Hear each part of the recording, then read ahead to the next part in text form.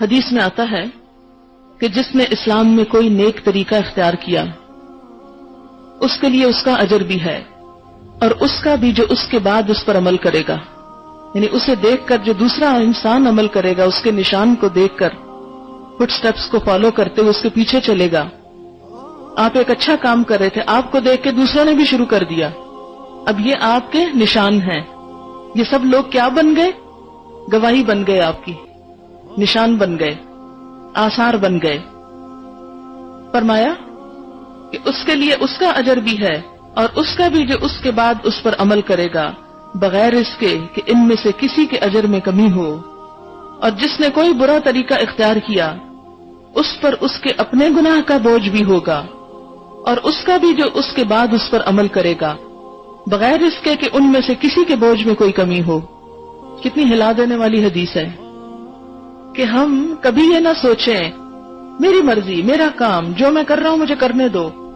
نہیں، آپ آزاد نہیں ہیں کہ جو چاہیں کریں.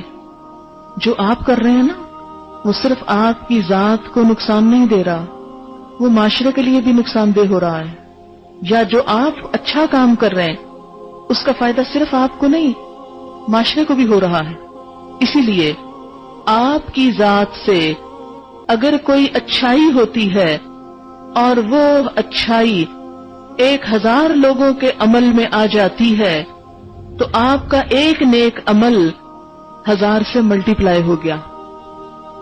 یہ آپ کے آثار ہیں، آپ کی زندگی میں یا آپ کے مرنے کے بعد.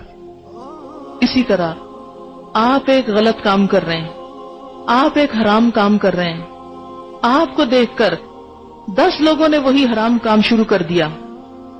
اب کیا ہوگا؟ صرف آپ کے حرام کا گناہ نہیں آپ پر، ان 10 کا بھی آپ کے ذمہ. جیسے کہ آپ پیچھے پڑھ چکے ہیں کہ بنی اسرائیل کے لیے کیا لکھا گیا؟ ایک جان کو قتل کیا، گویا اس نے سب انسانوں کو قتل کر دیا. حابیل قابیل کے بارے میں آپ نے پڑھا کہ قابیل کو صرف اپنے بھائی کے قتل کرنے کا گناہ نہیں ہوگا، بلکہ دنیا میں جتنے قتل ہوں گے ان سب قاتلوں کے گناہوں کا ایک حصہ قابیل کے حصے میں بھی جائے گا.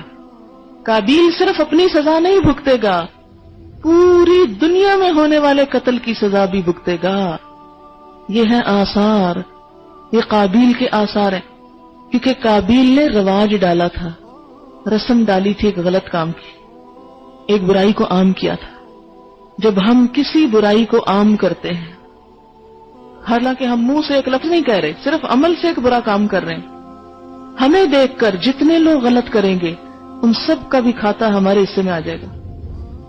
اس لیے بہت محتاط ہو کے زندگی بسر کرنے کی ضرورت ہے کہ ہم میں سے ہر شخص کی زندگی یا اچھائی میں ایک نمونہ ہے لوگوں کے لیے، یا کسی برے کام میں ایک نمونہ ہے.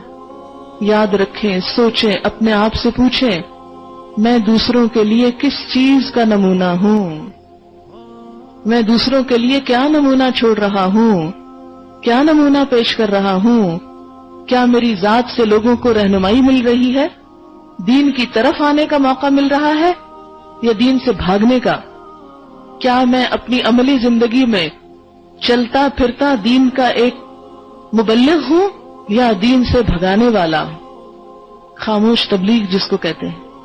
جیسے خاموش تبلیغ ہوتی ہے ایسے ہی خاموش برائیاں بھی ہوتی ہیں، جو آپ کسی کو کہہ نہیں رہے کہ آپ بھی غیبت کرو، لیکن آپ جب کر رہے ہیں تو دوسرے دیکھ رہے ہیں، اچھا یہ کر سکتا تو میں کیوں پیچھے رہوں. آج آپ دیکھیں بہت سے غلط کام کس لیے ہو رہے ہیں، کہیں آپ کو پتہ ہے کس لیے ہو رہے ہیں؟ اس لیے ہو رہے ہیں کہ ہمارے نزدیک جواز یہ کہ وہ لوگ جو کر رہے ہیں، فلانا جو کر رہا ہے. ہم میں سے بہت سے لوگ برائی کو سمجھنے کے بعد بھی اپنی مرضی کرتے ہیں، اور عموماً کیا دلیل لے لیتے؟ فلاں جو کر رہا ہے اس لیے ہم بھی کر لیتے ہیں. ٹھیک ہے، فلاں نے اگر غلط کام کیا اور آپ نے اس کو فالو کیا تو یاد رکھیں آپ کو بھی کوئی فالو کرے گا، پھر فلاں ذمہ دار نہیں ہوگا، آپ ذمہ دار ہوگی.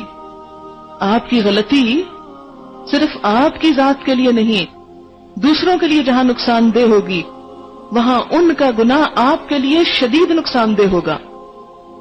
گویا آپ نے ایک جرم کو عام کرنے میں مدد دی، آپ نے ایک ماحول بنا دیا، ایک ٹرینڈ سیٹ کر دیا. تو اگر کوئی شخص گناہوں کا ٹرینڈ سیٹ کر رہا ہو، بے حیائی کا کر رہا ہو، فحاشی کا کر رہا ہو، سود کا کر رہا ہو تو وہ دراصل کیا کر رہا ہے؟ ایک بہت بڑے جرم کا ارتکاب کر رہا ہے. کیونکہ عموماً لوگوں کا دین کیا ہوتا ہے، لوگوں کا طریقہ زندگی دیکھی دکھائی پہ چلتے ہیں، اندھا دھند تقلید کرتے ہیں. آپ دیکھیں کہ کوئی بھی نیا فیشن جب آتا ہے، مثلا ہاف سلیوز کا فیشن آیا، کسی نے یہ سوچا کہ اللہ کا حکم کیا ہے اس کے بارے میں کہ میں بازار میں اس کے ساتھ نکلوں کہ نہ نکلوں؟ کتنی مسلمان عورتوں نے سوچا کسی نے نہیں سوچا. کیا کیا؟ بس ایک کو دیکھا، اٹریکٹ کیا، اندھا دھند اس کو فالو کیا. اچھی بھلی قمیضیں پڑی ہوئی نئی اور بہترین، ان کو کاٹ کے آدھا پھینک دیا. کسی غریب کو 8 گز کپڑا لے کے دینا پڑے تو کبھی نہ دے. فیشن کی خاطر نئے نئے قیمتی کپڑے کاٹ کے آدھی بازو کر لیے کہ خوبصورت لگتے ہیں. اور اس میں یہ نہیں دیکھا کہ گھر میں ہے یا گھر سے باہر نماز ہوتی ہے یا نہیں ہوتی، بس فیشن ہے. تو لوگوں کی اکثریت، اکثرہم لا یعقلون، عقل سے کام نہیں لیتی، ان کی اپنی کوئی سوچ نہیں، وہ صرف وہ کرتے ہیں جو لوگ کرتے ہیں، اندھا دھند لوگوں کو فالو کرتے ہیں. لہذا جب آپ کوئی غلط کام کریں گے تو جتنے لوگ آپ کو دیکھ کے غلط کریں گے وہ آپ کے آثار ہو جائیں گے. اگر آپ کوئی اچھا کام کریں گے، آپ ایک بھلی بات کریں گے، تو جتنے لوگ وہ بھلی بات کریں گے وہ آپ کے لیے ثواب کا سبب ہو جائے گا. تو بعض اوقات انسان کی اپنی ذاتی نیکیاں اتنی نہیں ہوتی جتنی اس کے اچھے عمل کو دیکھ کر دوسرے لوگ اسے کرتے ہیں اور ان کی کئی گنا زیادہ اس کے نامہ اعمال میں آ جاتی ہیں.